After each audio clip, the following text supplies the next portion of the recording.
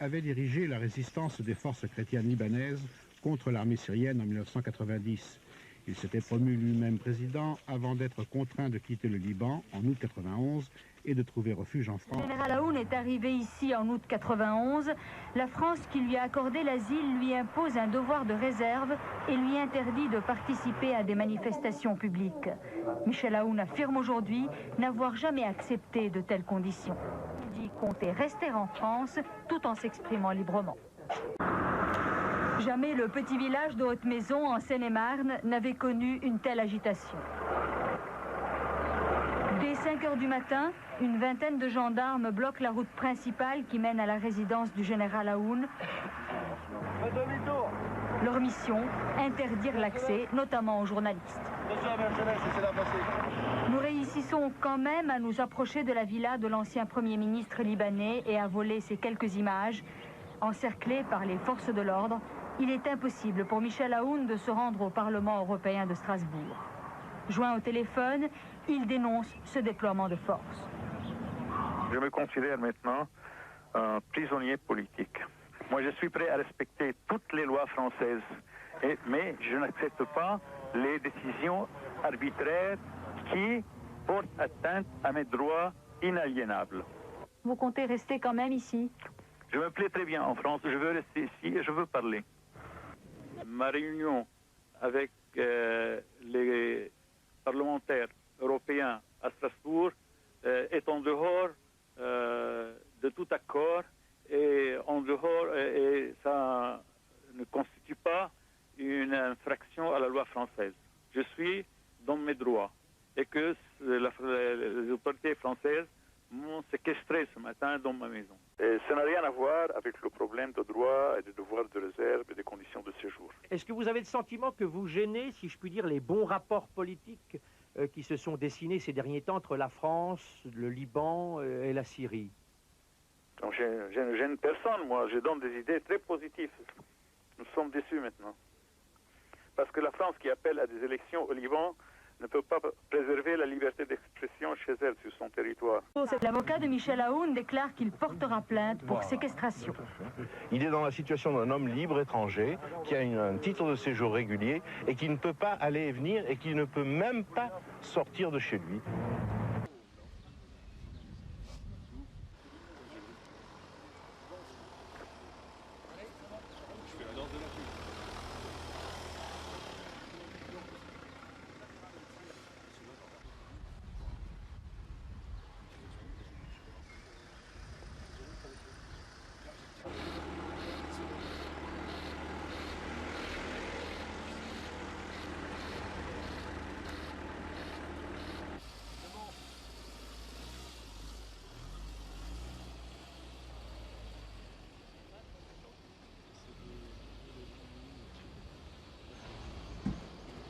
On n'a pas le droit, c'est honteux dans un pays de droit d'empêcher un dentiste de voir 100 malades.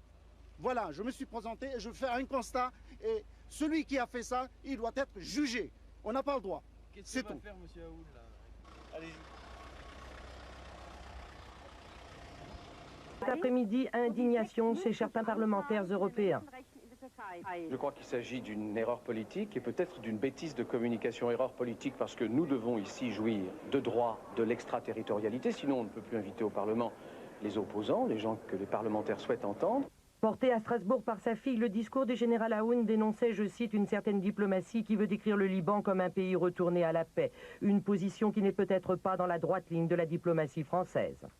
Aoun, cet après-midi, dans sa villa à la Haute-Maison en Seine-et-Marne, c'est la première fois qu'il est filmé depuis son arrivée en France il y a près de l'attitude des autorités françaises. Je considère que c'est le gouvernement français qui est responsable parce qu'il ne m'a pas laissé ni le temps ni les moyens pour me défendre si malheur peut arriver. Vous avez dit que vous étiez un prisonnier politique, ils ont dit qu'ils vous ont sauvé la vie, qu'ils payent 80 millions de francs pour votre protection. Quelle est votre réaction? C'est une logique de polémique que je ne veux pas y entrer, mais quand même qu'on se rappelle aussi des services que je ne veux pas quantifier, qui ont été rendus aussi à la France par l'armée libanaise et par le gouvernement libanais sous mon commandement.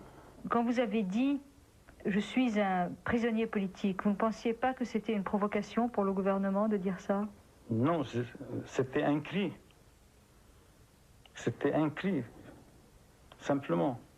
Et là, j'ai demandé justice. Et là, vous ne sentez plus prisonnier? Oui, je suis libre maintenant, mais en danger. Ce matin, François Léotard a rendu visite au général Aoun pour lui exprimer son amitié, mais il n'a pas voulu faire de commentaires sur la situation de l'ex-premier ministre libanais.